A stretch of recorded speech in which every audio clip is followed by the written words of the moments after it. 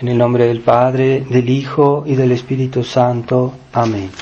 Ave María Purísima, sin pecado concebida. Estimados hermanos, estimados fieles, hemos escuchado el Evangelio de la parábola de los invitados al festín, de este rey que invitó a muchas personas de su reino para venir a las bodas de su hijo.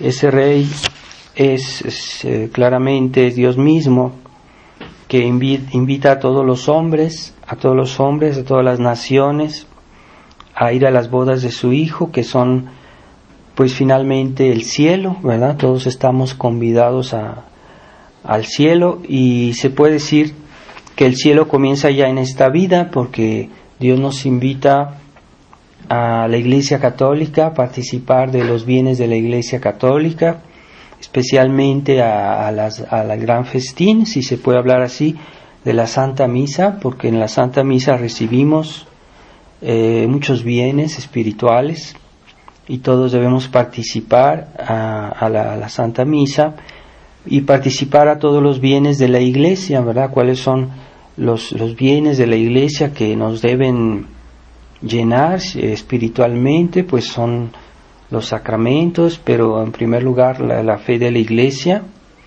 a la cual es la verdad de Dios, que es el alimento del alma.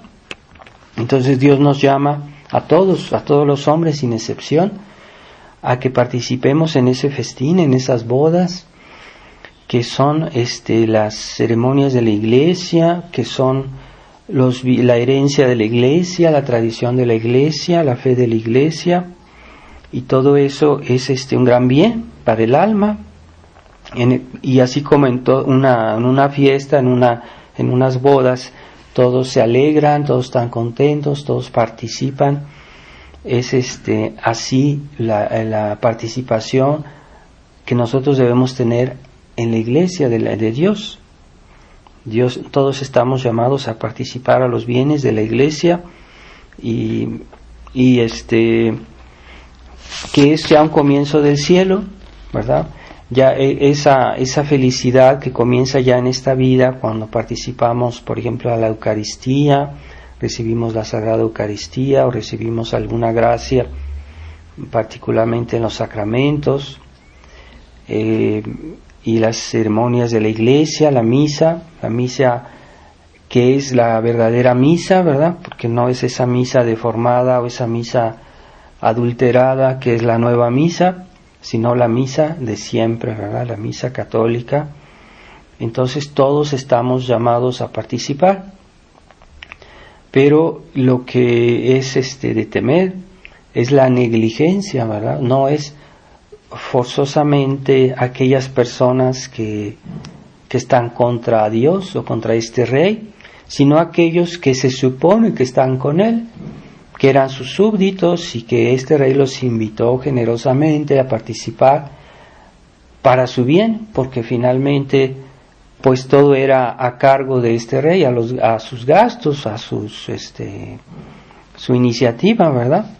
Entonces así, de todos modos, a pesar de que el rey generosamente invitó a todos, entonces hubo la negligencia, no forzosamente de esos que dijeron que, bueno, nosotros estamos contra este rey, no queremos aceptar algo, no, simplemente fue que no quisieron ir por negligencia. Y eso es muy de temer, porque no hay acción en esta vida que sea indiferente. Bueno, podemos todas esas acciones libres, ¿verdad?, que el hombre hace, o las hace por un motivo bueno o por un motivo que puede ser desordenado, que sea malo. A veces no es una cosa muy grave, pero de todos modos o estamos con Dios o estamos contra Dios. Y lo que a veces es al principio una sola negligencia, con el tiempo, si se vuelve una cosa tenaz, puede convertirse en algo grave. Y de hecho hay una frase latina que dice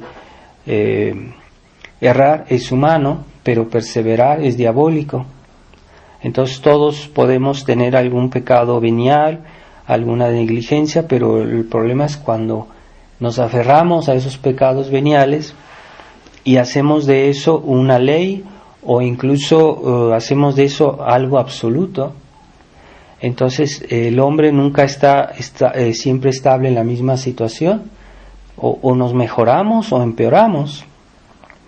Entonces, si no queremos aceptar las gracias de Dios, podemos endurecernos en esa situación, y esa tibieza pues se observa mucho a nivel social hoy, porque ya los hombres se han aferrado a ciertas cosas que no son muy graves, que son tal vez mundanas, pero con el pasar del tiempo se han endurecido en eso y ya no quieren saber de hacer algo más por Dios.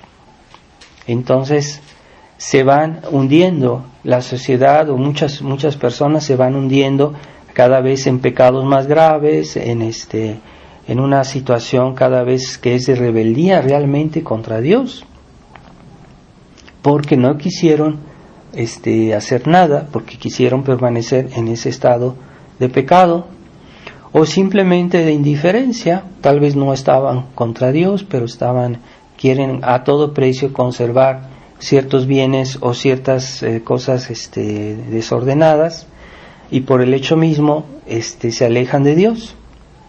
Pero el problema es que el hombre nunca está en la misma situación y se van hundiendo en el pecado, cada vez cosas más graves, y al punto que hoy ya se aceptan cosas muy muy graves contra Dios, que son pecados contra naturaleza, pecados contra la ley más elemental de la vida.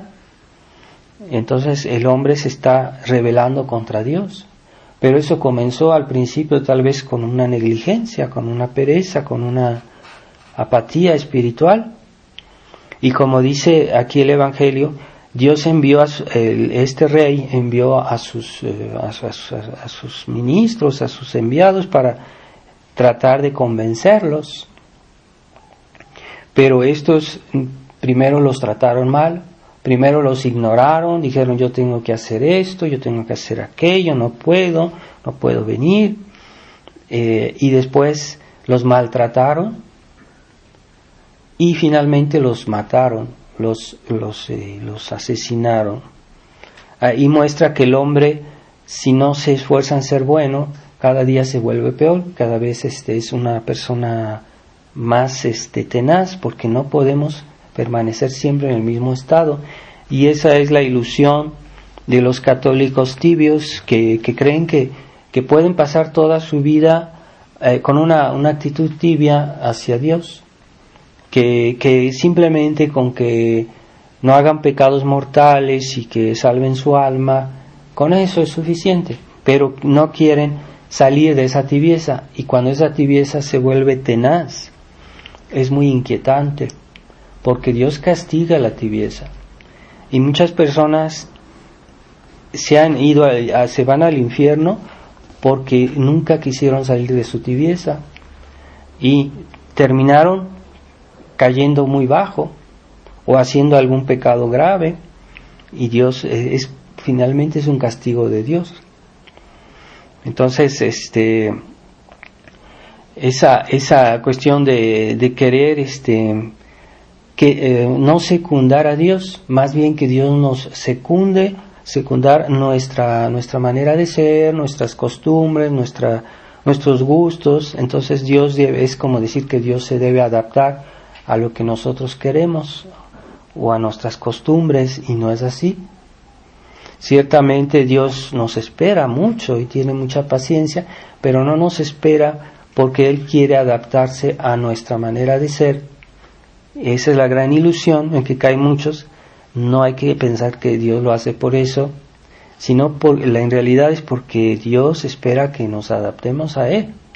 Por eso nos da el tiempo, por eso nos da tanta su paciencia.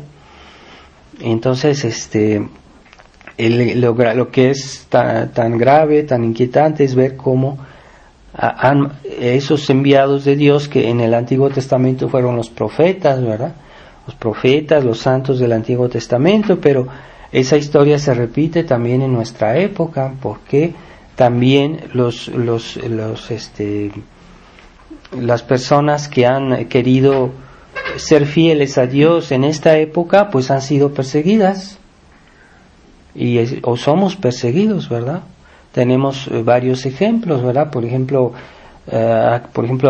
Monseñor Lefebvre, que trató de defender la verdadera causa de Dios, pues fue muy maltratado, fue muy perseguido, fue difamado y hasta excomulgado injustamente, y luego sin valor. Esta excomunión no tenía ningún valor delante de Dios y delante de la Iglesia, porque era una excomunión completamente injusta.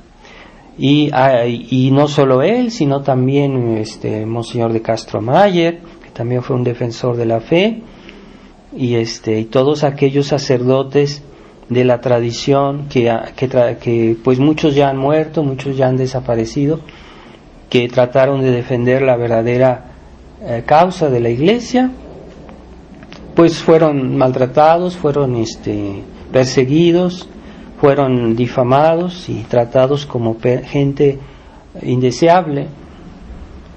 Entonces eso se renueva, y pues después de ese periodo, cuando apenas hubo el concilio, pues hubo una reacción en muchos sacerdotes, en muchos, incluso 2 obispos, pero con el pasar del tiempo esa generación de sacerdotes pues fue desapareciendo, ¿verdad?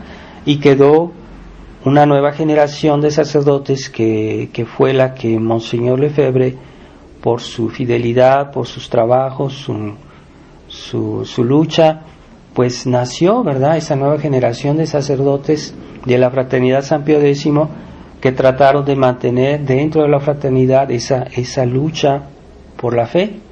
Simplemente no es que hemos hecho muchas cosas en el mundo, pero hemos conservado dentro de nuestras capillas, dentro de nuestras fieles, de nuestras familias, pues conservar la fe como debe ser, enteramente. Pues eso también se puede, aunque parezca increíble, puede haber de nuevo otra crisis, otra crisis dentro de la misma tradición. Y eso lo hemos, ese fenómeno de nuevas defecciones, desde fines de la Edad Media se ha repetido esa historia muchas veces, porque fueron primero la defección del protestantismo, cuántas naciones se alejaron de Dios, de la Iglesia, después de ese tiempo. Después, cuando vino la Revolución Francesa, todas las personas que perdieron la fe, que se alejaron de Dios, cada vez como que si la Iglesia la iban recortando cada vez más. Después vino los de nuevos errores que han invadido el mundo, el comunismo, el modernismo, que ya dentro de la misma Iglesia también haya defecciones, aunque se digan católicos, aunque sean católicos, no lo son, porque tienen las apariencias, pero han perdido la fe, muchos de ellos. Dios sabe hasta qué punto, pero sí, es una crisis ya no exterior, sino interior. Y ese número de personas fieles cada vez es menor, es un misterio. Y nosotros, aunque en un cierto periodo nos creíamos muchos, pero si nos comparamos con el mundo, con la Iglesia moderna, pues somos pocos. Y de nuevo, dentro de la misma fraternidad hay otra crisis, siempre por la tibieza de algunos, por el respeto humano, por querer estar bien con el mundo. Es siempre la misma historia que se repite, porque el modernismo en tiempo de San Pío X, el modernismo que persiguió San Pío X era eso, simplemente querer adaptar la Iglesia al mundo, y no el mundo a la iglesia. Entonces, hoy es el mismo problema de respeto humano en la fraternidad, que Monseñor Felé quiere adaptar la fraternidad a la iglesia moderna, en lugar que sea la iglesia moderna que se convierta, que los hombres de iglesia. Entonces, ¿de qué se trata? ¿De ir nosotros a ellos o ellos a nosotros? ¿Quién tiene la verdad? Pues es el que tiene la verdad de Dios. Dios se tiene que convertir al mundo, o es el mundo que se tiene que convertir a Dios. Es un capricho humano querer que el hombre mande, que el hombre dirija las cosas de Dios, que el hombre se convierta en el jefe, más o menos. Y ese es el problema, que se renueva constantemente. Entonces hay que tener bien claras las ideas de lo que es la iglesia, lo que es Dios, lo que es la iglesia de Dios, las partes que constituyen claramente la iglesia, que son la fe, la integridad de la fe y la moral. Hay que aceptarlas como son, no hacer que nosotros hagamos una reinterpretación como hacen los modernistas, como hacen los de la teología de la liberación, que quieren reinterpretar el Evangelio, darle otra interpretación diferente a la que siempre tuvo por la Iglesia. Y entonces ahí está el secreto de la salvación. Son los que serán fieles, como dijo nuestro Señor, el que será fiel hasta el final, ese se salvará. Fieles a la verdad, a la fe de Dios y a la gracia. Entonces, ese misterio, ¿verdad? Cómo es que todas estas personas se negaron de ir a ver a una bella fiesta, a las nupcias del rey, y entonces este rey, encolerizado porque maltrataron a sus ministros, porque maltrataron a sus enviados, y finalmente también mataron a su hijo, porque él envió a su hijo para salvar esas almas, para invitarlas a las nupcias del cielo, y en lugar de decir, bueno, él viene para ayudarnos, Jesucristo vino como un médico para salvarnos, para curarnos, y en lugar de escucharlo, lo mataron. Entonces es una locura, ¿verdad? Es como un enfermo que quiere matar a su doctor, que viene a curarlo. Es lo mismo, es una locura absoluta, la locura de la infidelidad del hombre. ¿Hasta dónde puede llegar? ¿Hasta dónde va a llegar? Y nosotros nos inquietamos cada vez de ver que cada vez hay menos personas que corresponden a la gracia. Pero no hay que inquietarse por lo que piensa el mundo, porque Dios es más fuerte que todo el mundo. Pensemos a Noé, cuando en el diluvio, Noé era pues él y sus 3 hijos con su familia, nada más, eran los únicos que habían quedado fieles, y solo se salvaron los que estaban en el arca de Noé, que es el símbolo de la iglesia. Los padres de la iglesia veían en el arca de Noé la iglesia, una figura de la iglesia católica. Entonces, en esa época pues las cosas estaban muy mal, y el mundo se había corrompido. Casi todo el mundo, solo encontró Dios en todo el mundo a una familia que era fiel a la gracia de Dios. Entonces, si Noé hubiera sido un poco democrático, espíritu democrático, hubiera dicho, no, pero es que no es posible, yo estoy equivocado, toda la gente piensa lo contrario de yo, ya no creen en el verdadero Dios, ya no se comportan bien. Entonces yo soy un tonto, ¿o qué soy? Porque estoy solo. En toda esa gente que vivía en esa época, pues no era así, era él el que estaba bien. Basta, nuestra garantía no es lo que piensa la gente, lo que hace la gente, lo que hace el mundo. Nuestra garantía es lo que dice Dios, lo que dijo Dios. Y hubo épocas en que mucha gente fue fiel a la iglesia y mucha gente era cristiana y se comportaba bien, pero hoy no es así. Entonces debemos guiarnos por lo que Dios dijo, por lo que Dios enseñó, por lo que es la herencia que Jesucristo nos dejó en su iglesia. La herencia que es la doctrina y los tesoros de la gracia, que son los sacramentos. Entonces debemos cada día estar más fuertes en este apego a los tesoros de la iglesia, que deben sernos aplicados, porque entonces este rey, al ver que no venía nadie a sus nupcias, pues dijo: vayan a las calles y traigan a la gente, a los limosneros, a las personas que encuentren, buenos y malos, quiere decir que de todo lo que hallara. Es decir, Dios busca a esas personas que, aunque no sean perfectas, pues aceptan de venir a sus nupcias. Así que nosotros, digamos, somos de la tradición, podemos tener nuestros defectos, pero Dios nos llamó por pura generosidad, no pretender que nosotros somos tal vez unos santos, unas personas muy buenas, pero por lo menos Dios nos llamó, que hay que agradecerle a Dios y pensar que aun a pesar de nuestra indignidad, a pesar de nuestros pecados de la vida pasada, de todos modos, para estar en estas nupcias hay que estar en estado de gracia. Por eso dice que en momento dado había en esta sala de los convidados, encontraron a una persona que no tenía el vestido nupcial. ¿Qué quiere decir ese vestido nupcial? Quiere decir el estado de gracia. Entonces no basta decir: pues yo voy a misa, no basta decir: yo creo en la verdadera fe, yo creo en toda la doctrina de la iglesia. Si no estoy en estado de gracia, no aprovecho de todos los bienes de la iglesia.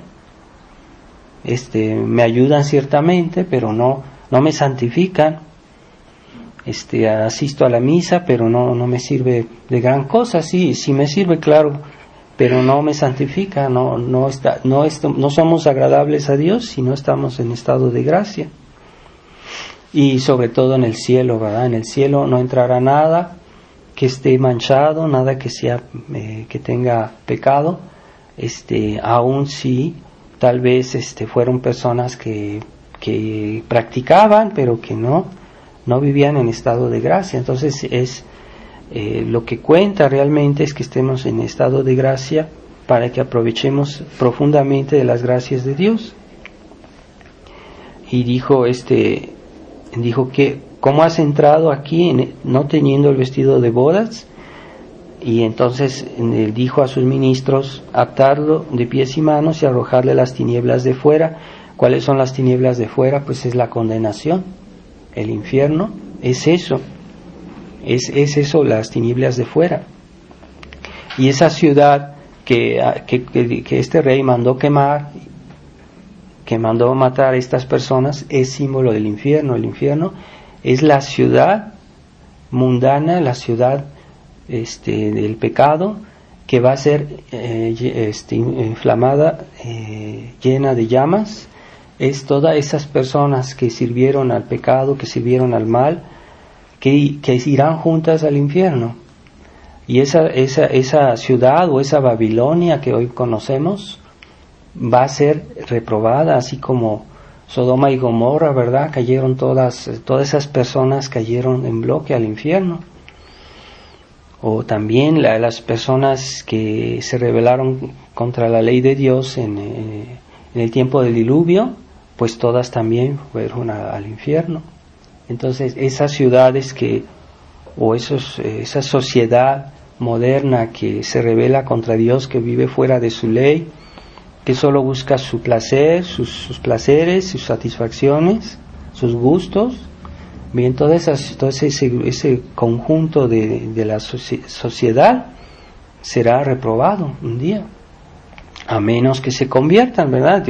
Pidámosle a Dios que les dé la gracia, o que les dé tal vez alguna prueba, algún sufrimiento. Muchas veces el sufrimiento hace que las personas se reflexionen y cambien de vida.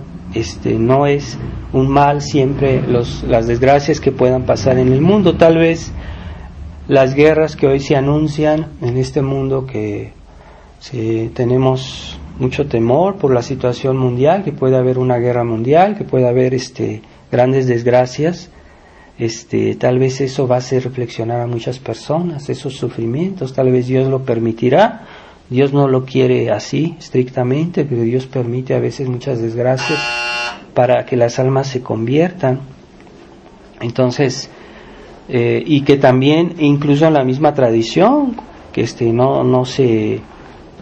los mismos tradicionalistas sean un poco más generosos, porque hay mucha negligencia, y alejarse de los medios, desgraciadamente, de la fraternidad, porque son medios que están echando a perder, y no solo a los fieles, sino también a los mismos sacerdotes que se han entibiado en la lucha por la tradición, y poco a poco se van deformando. Por eso desaconsejamos formalmente de ir a las misas de la fraternidad, porque ya es otro ambiente que está echando a perder la fe de muchos fieles e incluso de sacerdotes que se están entibiando en lo que siempre fue la lucha de la tradición, de la fraternidad. Vamos a pedirle a Nuestra Señora en esta semana, a Reina de los Ángeles, porque en esta semana tenemos dos fiestas importantes: la fiesta de San Miguel Arcángel y la fiesta de Santo Patrono de la Nación Mexicana.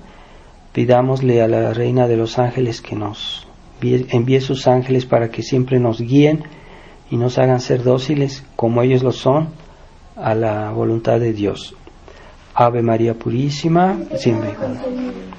En nombre del Padre, del Hijo y del Espíritu Santo. Amén.